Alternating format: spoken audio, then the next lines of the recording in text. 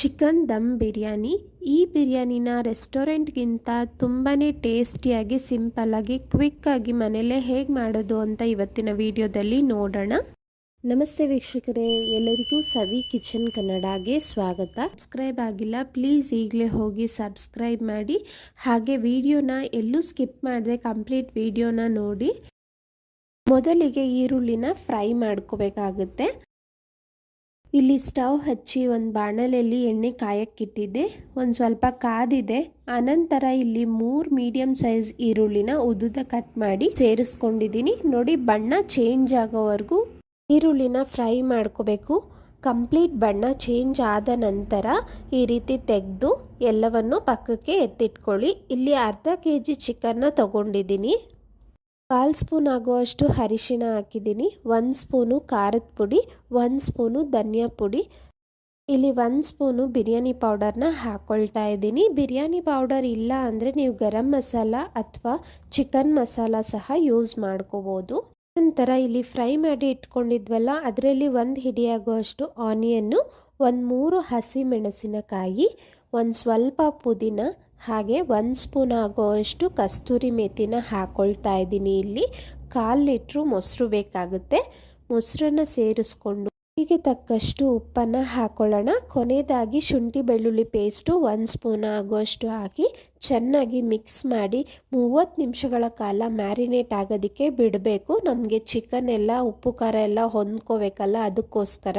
ಈಗ ರೈಸ್ ಮಾಡ್ಕೊಳ್ಳೋದಕ್ಕೆ ಇಲ್ಲಿ ಸ್ಟವ್ ಹಚ್ಚಿ ಒಂದು ಪಾತ್ರೆಯಲ್ಲಿ ನೀರು ಕಾಯೋದಕ್ಕೆ ಇಟ್ಟಿದ್ದೆ.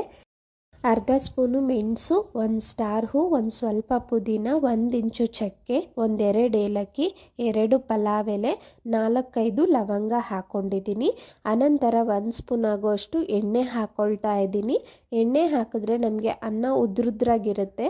ಅದಕ್ಕೋಸ್ಕರ ಇಲ್ಲಿ 30 ನಿಮಿಷ ನೆನೆಸಿಟ್ಟಿದ್ದೆ ಬಾಸುಮತಿ ಅಕ್ಕಿನ. ನಾವು ಎಷ್ಟು ನೆನೆಸ್ತೀವೋ ಅಷ್ಟು ಚೆನ್ನಾಗಾಗುತ್ತೆ ರೈಸು, ರುಚಿನೂ ಅಷ್ಟೇ ಚೆನ್ನಾಗಿ ಬರುತ್ತೆ. ಈಗ ರುಚಿಗೆ ತಕ್ಕಷ್ಟು ಉಪ್ಪನ್ನು ಹಾಕ್ಕೊಳ್ತಾ ಇದ್ದೀನಿ.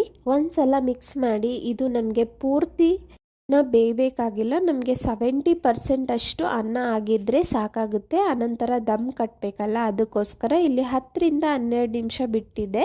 20% ರೈಸ್ ಕುಕ್ ಆಗಿದೆ. ಈಗ ಸ್ಟವ್ ಆಫ್ ಮಾಡಿ. ಯಾವುದೇ ರೀತಿ ನೀರಿನ ಅಂಶ ಇರಬಾರ್ದು ನಮಗೆ ರೈಸಲ್ಲಿ. ಈ ರೀತಿ ಸಪ್ರೇಟ್ ಮಾಡಿ ಒಂದು ಪಾತ್ರೆಯಲ್ಲಿ ಇಟ್ಕೊಳ್ಳಿ. ಈಗ ಸ್ಟವ್ ಹಚ್ಚಿ ಒಂದು ಪಾತ್ರೆ ಇಟ್ಟು 5-6 ಸ್ಪೂನ್ ಆಗುವಷ್ಟು ಎಣ್ಣೆ ಹಾಕೊಳ್ಳೋಣ. ಅನಂತರ ಇದಕ್ಕೆ 1/4 ಟೇಬಲ್ ಸ್ಪೂನು ಕಸ್ತೂರಿ ಮೇಥಿ, 1 ಇಂಚು ಚಕ್ಕೆ, 2 ಪಲಾವ್ ಎಲೆ, ಒಂದು 5-6 ಕಾಳು ಮೆಣಸು ಹಾಕಿದ್ದೀನಿ. ನೀವು ಪಲಾವ್ ಸಾಮಾನು ಏನಿರುತ್ತೋ ಅದನ್ನೆಲ್ಲ ಹಾಕ್ಕೊಳ್ಬೋದು. ಇದನ್ನೆಲ್ಲ ಒಂದು 30 ಸೆಕೆಂಡು ಫ್ರೈ ಮಾಡಿದ್ರೆ ಫ್ಲೇವರ್ ಎಲ್ಲ ಬಿಟ್ಕೊಳ್ಳುತ್ತೆ. ಅನಂತರ ಮ್ಯಾರಿನೇಟ್ ಮಾಡಿ ಇಟ್ಟಿರೋ ಅಂಥ ಚಿಕನ್ನ ಹಾಕ್ಕೊಳ್ತಾ ಇದ್ದೀನಿ.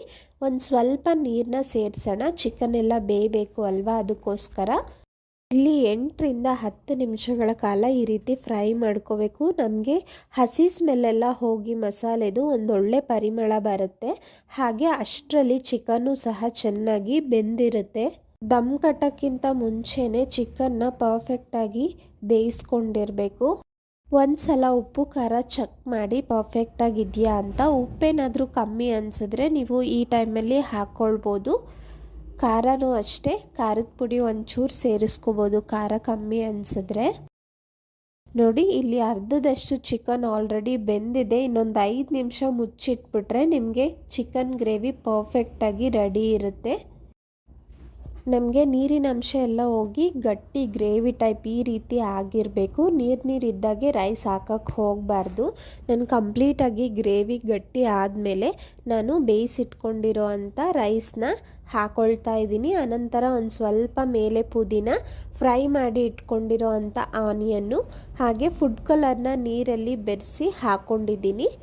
1 ಸ್ಪೂನ್ ಆಗುವಷ್ಟು ತುಪ್ಪನ ಹಾಕ್ಕೊಳ್ತಾ ಇದ್ದೀನಿ. ದಮ್ ಕಟ್ಟೋದಕ್ಕೆ ಸ್ಟವ್ ಮೇಲೆ ಗಟ್ಟಿಯಾಗಿರೋ ಅಂಥ ಒಂದು ತವಾನಿಟ್ಟು ಅದ್ರ ಮೇಲೆ ಕುಕ್ಕರ್ ಇಟ್ಟು ಪ್ಲೇಟ್ ಮುಚ್ಚಿ ಭಾರವಾದಂಥ ಒಂದು ಕಲ್ಲನ್ನ ಇಟ್ಟಿದ್ದೀನಿ. ನೀವು ಬೇಕು ಅಂದರೆ ಬಿಸಿನೀರು ಪಾತ್ರೆ ಇಟ್ಕೋಬೋದು ಅಥವಾ ಗೋಧಿ ಹಿಟ್ಟಿನಿಂದ ಕ್ಲೋಸ್ ಮಾಡ್ಬೋದು. ಹಾಗೆ ಪಾತ್ರೆಯಿಂದ ಸ್ಟೀಮ್ ಏನಿರುತ್ತೆ ಅದು ಆಚೆ ಬರಬಾರ್ದು, ಅದಕ್ಕೋಸ್ಕರ ಇಲ್ಲಿ 10 ನಿಮಿಷ ಬಿಟ್ಟಿದ್ದೆ. 10 ನಿಮಿಷದ ನಂತರ ಓಪನ್ ಮಾಡಿದ್ದೀನಿ. ನೋಡಿ, ಅನ್ನನೂ ಪರ್ಫೆಕ್ಟಾಗಿ ಕುಕ್ ಆಗಿದೆ.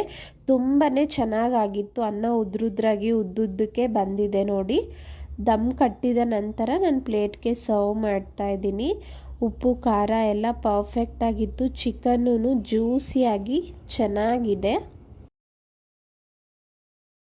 ಆರಾಮಾಗಿ ರೆಸ್ಟೋರೆಂಟ್ ಸ್ಟೈಲ್ನಲ್ಲೇ ಮನೇಲಿ ಎಷ್ಟು ಸುಲಭವಾಗಿ ಮಾಡ್ಕೋಬೋದು ಅಲ್ವಾ. ನೋಡಿ, ಇದ್ರ ಜೊತೆ ಲೆಮನ್ ಹಾಗೂ ಆನಿಯನ್ ಇರಲೇಬೇಕು. ಒಂಚೂರು ಲೆಮನ್ ಹಾಕ್ಕೊಂಡು ಟೇಸ್ಟ್ ಮಾಡಿ ನೋಡಿ, ತುಂಬಾ ಚೆನ್ನಾಗಿರುತ್ತೆ. ತಪ್ಪದೆ ಈ ದಮ್ ಬಿರಿಯಾನಿನ ನೀವು ಟ್ರೈ ಮಾಡಿ ಹೇಗಿತ್ತು ಅಂತ ನನಗೆ ಕಮೆಂಟ್ ಮಾಡಿ ತಿಳಿಸಿ.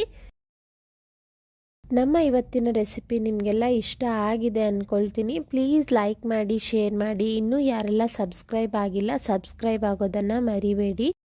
Thank you.